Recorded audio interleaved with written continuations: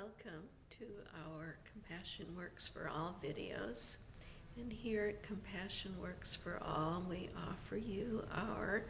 monthly Dharma Friends newsletter and our justusfriends.org website offering healing and thoughts about what it is to be a human being, all those struggles, how hard it is for us all to rest and love and kindness and all those goals that we all have but fall short of. One of our programs that we offer is our prison programs. Dharma Friends newsletter goes out to thousands and thousands of people in prison around the country and through the internet around the world. But we also offer a small meditation group that's held at a maximum security prison. And it's a worldview that many of us aren't often exposed to, and yet it is a touching and heartwarming experience to share that small group of 20-25 guys, most of whom are in prison for the rest of their lives, and who have diligently been working on themselves. Unlike a lot of the TV programs, these are guys who really have seen being in prison as an opportunity to grow and to heal, and then to turn around and help others, to see themselves as beings of service, especially to younger people that are coming into prison, that they can guide and mentor, and also to take the deeper understandings and appreciations of who they are, how to meditate, how to grow, and sharing those teachings with people in their family, who they write to or who come to visit them, and who parent their children from prison in deeply loving ways and in ways that break a cycle of violence and crime and addictions for the most part. So many people who are in prison have some addictive personality problems that have contributed to whatever law breaking that they did to get them there.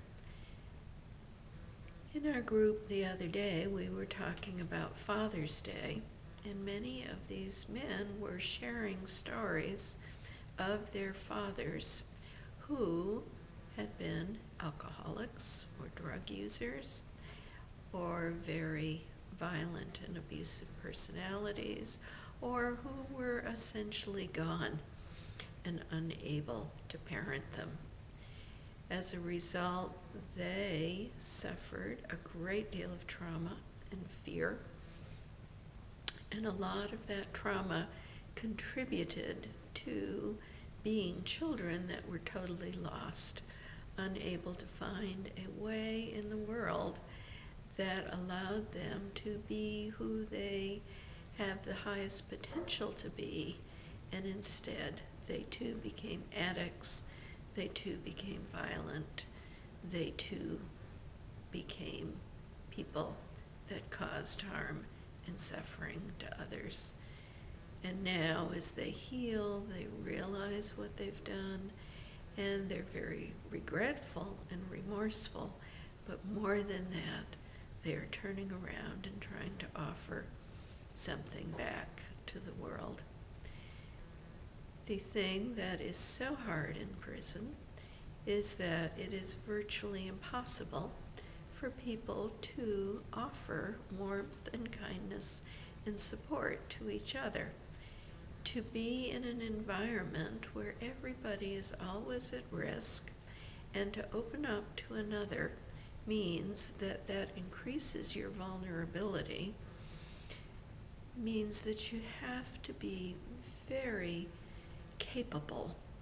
of feeling self-assured and confident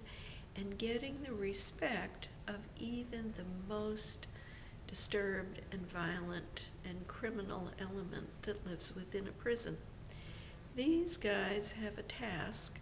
that is a lot harder than anything I have ever done, or that most of us who live in the free world have ever done, because they are facing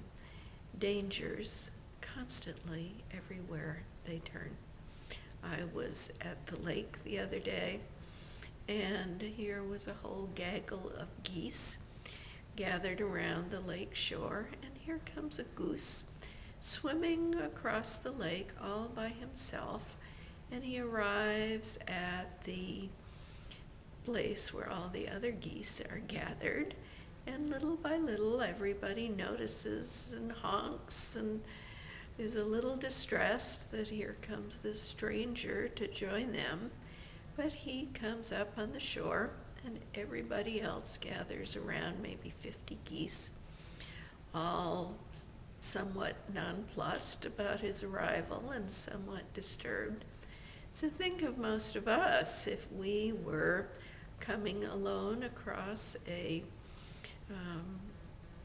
playground or a mall or a street, and here's 50 other people all coming and gathering around us and honking and talking and pointing us out and coming up to inspect us. We would probably, most of us, be rather intimidated. In a prison, let me tell you, if a new person comes up, they may not be quite so obvious as those geese, but everybody is going to be inspecting and noticing and trying to find out who this new person is. In a prison, you can barely look at each other's faces without being vulnerable to someone's hostility or trying to put you in a position where they can use you in some way. So here we have our guys, our 25 or so, who are going to a meditation group and who are doing all of these weird things and who are embracing concepts like being kind to others and practicing compassion. And then they go back down the hall into the prison population, living these principles that they are growing into. This is pretty remarkable. It's hard enough for all of us to live these principles of courage of our conviction and kindness and compassion in a real world that is pretty safe for the most part.